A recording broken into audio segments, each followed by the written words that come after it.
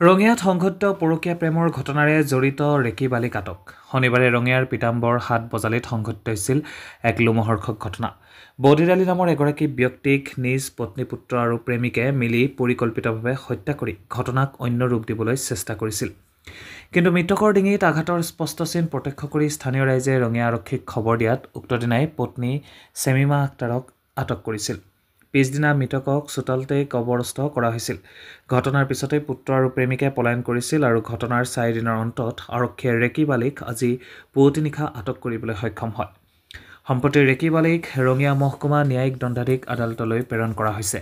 উল্লেখযোগ্য যে সম্প্ৰতি নিজ পিতৃ হত্যাকাৰী ৰমজান আলীও বৰ্তমান পলাতক অৱস্থাত।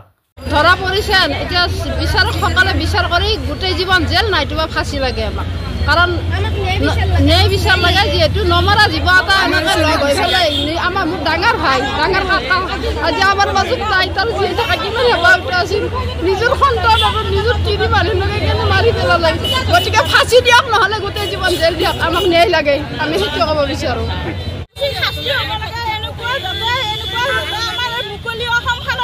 জঘন্য ঘটনা ঘনাই ঘনাই ঘটি আছে, আমি কেতিয়াও হেৰি নকৰোঁ, তেওঁক বিচাৰোঁ আৰু